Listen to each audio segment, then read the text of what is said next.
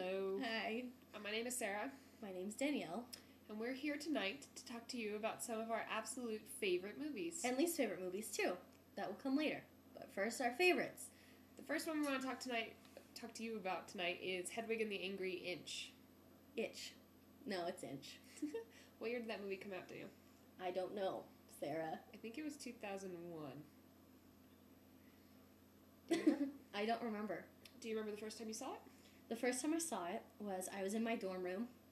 And so I was 19, so it was a few years ago. And I was watching it, and I thought that it was the best thing I had ever seen. And I didn't really know what to do with myself. And I first discovered my love for musicals because of it. Otherwise, I had been, really upset about musicals and thought it was, that I was just too cool for them. Which also, Hedwig kind of turned into my love for Hairspray and Mamma Mia and basically everything else. That's cool. Yeah, what about you? Your first time seeing it? I saw Hedwig and the Angry Inch when I was still in high school. I remember reading about it in Entertainment Weekly, I think, and so... What were the reviews about it? Oh, it was overwhelmingly positive. And so I don't even think I rented it. I think I just bought it used from Hastings, took it home, and watched it with my friends Joey and Sean, and it was so fantastic. The music's good, the acting is good, the jokes are funny. It's beyond funny. Yeah, it's an interestingly done movie with a lot of really pretty visuals, and I just think pretty people. Lots of pretty people. And so I was really glad that I owned it, and then it got lost somewhere. But even if I do have it, it's on VHS, and that's like having a dinosaur egg. A dinosaur egg that you can't watch anymore. But you can sit on it, and it won't hatch. Not anymore. It's but petrified. Right. So, Danielle, what is Hedwig even about? Oh, what isn't it about? No, I'm just kidding. Hedwig is about this person, which is so great because you never really know what's going on. You don't know gender, sexual orientation, whatever, really, and all these different identities meet up in one person. So what happens is this kid from East Berlin gets caught up in communism when the wall is erected, and he's looking for anything he can to get out. And he escapes his kind of isolation through music because he has a crazy mother and a non-existent father who was most likely abusing him. So he comes from this really, everything about Hedwig is kind of crossing binary lines, both with nationality and where he ends up, and again with gender and everything. So he finally makes it to America. And the whole thing was, the way that he got out of Germany was that he had to get married to a soldier who was in the army, who was from America, but as a gentleman, he could not do such a thing. And so he had to become a lady through means of surgery, and he moves to the United States married to this guy. Then the guy leaves him, and so he's kind of by himself, kind of stuck in this weird in-between phase, because what happened was, even though he had the surgery to become a lady, it did not quite go according to plan. And that's the Angry Inch. Yes, and so he's kind of stuck right in the middle. And so he goes about his life in this really small town in Kansas, living as a woman, and having a band that he writes songs for, and trying to make it. Mm-hmm. And so he starts escorting, and he takes random... And babysitting and random jobs.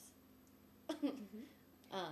And that's where he meets what will become Tommy Gnosis, the singer-songwriter that is huge and steals all of his songs and completely denies Hedwig's existence and takes all the credit and becomes completely famous. And so what we see two timelines, kind of. We see the timeline of his actual history up until the present, and then we see the present of him telling the story to all of his audience members at every performance, and we hear the story all the way along the way. It's one way. So, why do you like Hedwig and the Angry Inch, Danielle? Well, I like it because it's terribly tragic, first of all. And I think that's really cool that we finally get kind of a drag character that's not like Tu Wong Fu esque, or like that Priscilla, Queen of the Desert, and all that stuff, where it just which shows... are both also good movies. Which are both good. But Hedwig shows more of a complex approach to everything. And it's... What I like about it the most is that it's more about the human condition based off of one person's experience, not this outsider looking in, even though it is just as much. But it's not just about, oh, drag people or transgender people or queer people or whatever aren't crazy. They're just part of it in a different way, but still just a part of it. So it's like kind of human suffering, and through human suffering comes the most beautiful songs and the most beautiful, I guess, commentary on life in general. And so you would think that it would be very alienating watching this movie, and I think a lot of people would be like put off about it at first, but then watching it more and more, you realize that these people are actually just the same as you. For sure. I think I like it for the exact opposite reasons. I like it because it makes me laugh, and I feel really hopeful when I'm done watching it, because I feel like the characters that deserve it end up happy in the end, and I feel like the road along the way, even though there are low points, there's a lot of high points too, and then at the end it kind of evens off, and it's really good. I think the music is unbelievably good. I think that it propels the story, but it's also good on its own. Like, if you put one of the songs from the soundtrack on a mix CD, it wouldn't sound out of place or anything like that, because it stands as its own music, but it also is in the musical in the right spots, and it moves the plot of the movie along too. That's just like the song, The Origin of Love, right? Mm-hmm. We'll be watching that, and everybody will be yapping, right? And then The Origin of Love starts up, and nobody can talk.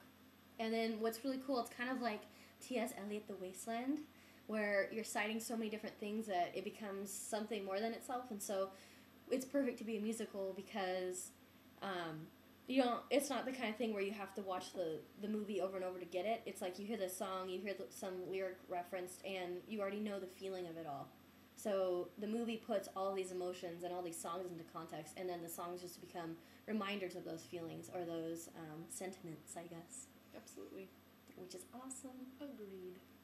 So, Danielle, I have heard a rumor Ooh! that depending on what you're wearing or who you are for Halloween, you could look like a character from Hedwig. I may, in fact, look like Yitzhak because I'm a girl, and sometimes, one day out of the year, my favorite day of the year, Halloween, when I can appropriately dress like in drag, I am always a pirate, generally, and I had awkward long hair that I braided, and I looked just like him. Cool. Okay, so let's look at a picture of Yitzhak right here.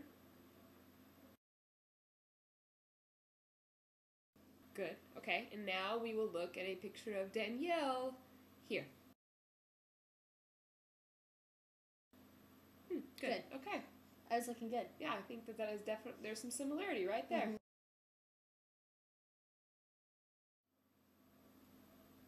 Are you going to do that all night? No.